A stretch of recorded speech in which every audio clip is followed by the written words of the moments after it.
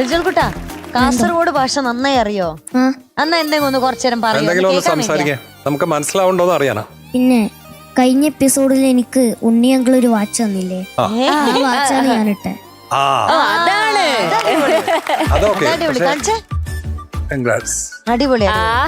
സന്തോഷം, അത് സന്തോഷം. പക്ഷെ ഇതല്ല, നമുക്ക് കാസർഗോഡ് ഭാഷയാണ് കേൾക്കുന്നത്. ഇപ്പൊ പറഞ്ഞ കാര്യം തന്നെ കാസർഗോഡ് ഭാഷയിൽ അത് പറയാം. പിന്നെ ഉണ്ണിയങ്കിളെ ഞാൻ ഇന്നിട്ടത് ഉണ്ണിയങ്കിൾ എനിക്ക് കഴിഞ്ഞ എപ്പിസോഡിൽ തന്ന വാച്ചാണ്. അത് സന്തോഷം.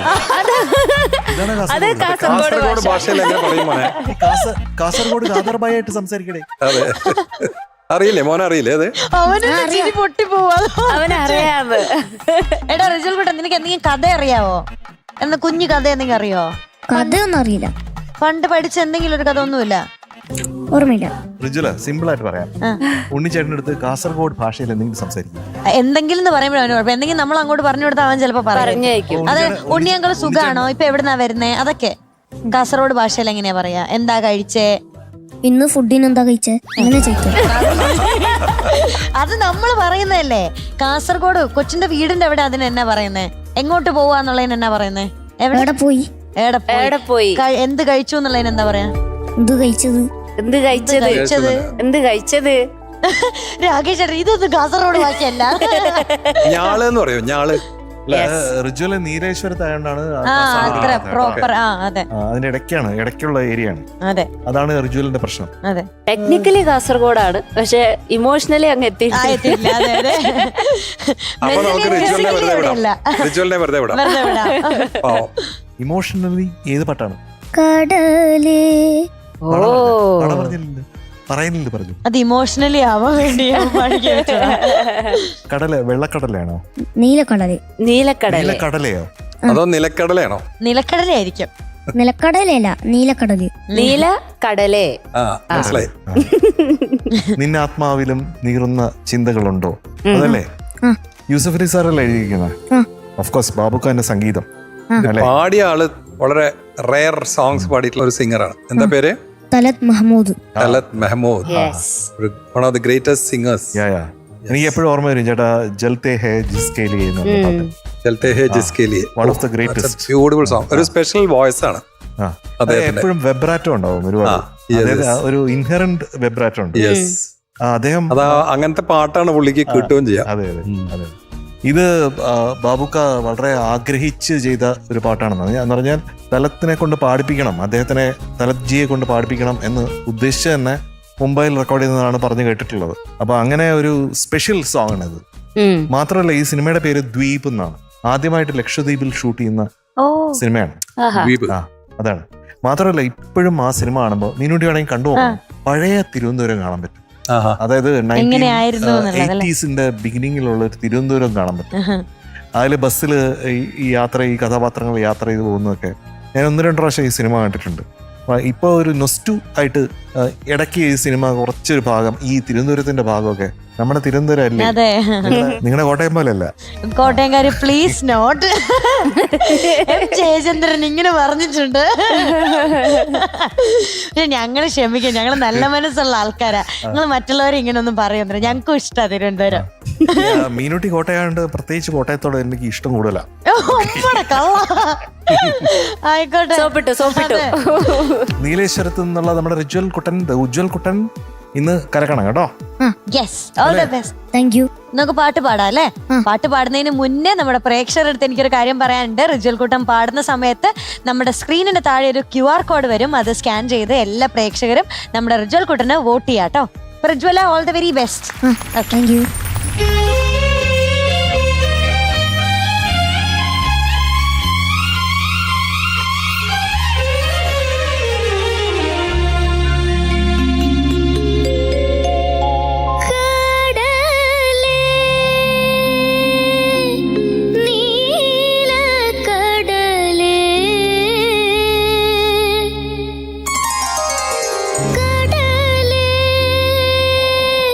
നീലക്കടലേ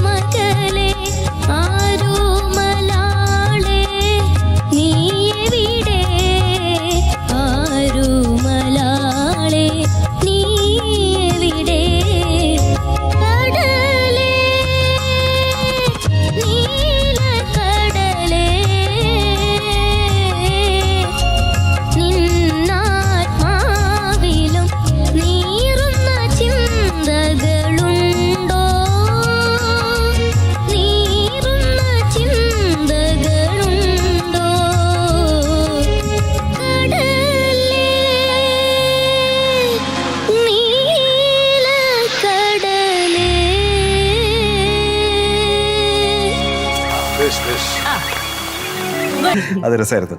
മാർക്ക് വേണ്ടേ? ആ. ആരിക്കോട്ടോട് ചോദിച്ചോ, കുട്ടൂസിനോട് ചോദിച്ചോ. കുട്ടൂസ് എത്ര മാർക്ക്? പറയട്ടെ കുഞ്ഞുസേ? ആ. ഓക്കെ, അപ്പൊ ഇന്നത്തെ മാർക്ക് 97.75 ഔട്ട് ഓഫ് 100. അപ്പൊ കുഞ്ഞൂസ് എന്തോ ഇനി പോയിട്ട് എന്ത് ചെയ്യാൻ പോവാ? അടുത്ത പാട്ട് നല്ലോണം പാടിയിട്ട് മഴ വീപ്പിക്കും. മഴ പെയ്യിപ്പിക്കും. പെയ്യിപ്പിക്കാം കേട്ടാ. All the best. Thank U. Rehearsal ചെയ്യുന്ന സമയത്ത് സ്ട്രെയിന് തോന്നുന്ന ഭാഗമല്ലേ അത് നോട്ട് ചെയ്ത് വെക്കണേ. ആ. എവിടെയാണ് വോയിസ് ക്രാക്ക് വരുന്നത് നോക്കിയിട്ട് അപ്പൊ വേണമെങ്കിൽ ഒരു സെമിറ്റോൺ കുറച്ചിട്ട് പാടാം. ആ. അപ്പൊ ഈ ഒരു ഇഷ്യൂ വരില്ല കേട്ടോ, അത് ശ്രദ്ധിക്കണേ. ഓക്കെ. എനിക്കൊരു ഗിഫ്റ്റ് തരാനുണ്ടേ. പോരെ പോരെ. എന്താ ഉടായ്പാണ്. എനിക്ക് മനസ്സിലായി, മുഖം കണ്ടോ? മനസ്സിലാവും. എനിക്ക് മനസ്സിലായി. എന്താ? ആ ഞാൻ കണ്ടു. ഓ എടാ അത് പറക്കാത്ത റോക്കറ്റ്. അതാണ് ദുരന്തർ. ദുരന്തർ അതാണ് പറത്ത് റോക്കറ്റ്. നോക്ക്, ഭയങ്കര സ്പീഡിൽ പോകും. ആ, അയ്യ അവന്റെ മുഖം കണ്ടോ? മൈനസ് ഓറ. എംജെനെക്കാട്ടിലും മോശമായി. അതെ. പൊക്കോടാ, അതെങ്ങനെയും ശരിയാക്കി എടുക്കാം കേട്ടോ. Bye bye. ബൈ. ആ, അയ്യോടാ പാവോ അവനിങ്ങനെ പറഞ്ഞു കഴിഞ്ഞപ്പോ എന്തിനാ ഗിഫ്റ്റ് കൊടുക്കുന്ന അറിയാം? സ്വന്തമായിട്ട് നോക്ക ശരിയാവുന്നുണ്ടോ എന്ന് അടുത്തടുത്ത് ഉണ്ടാക്കിയിട്ട്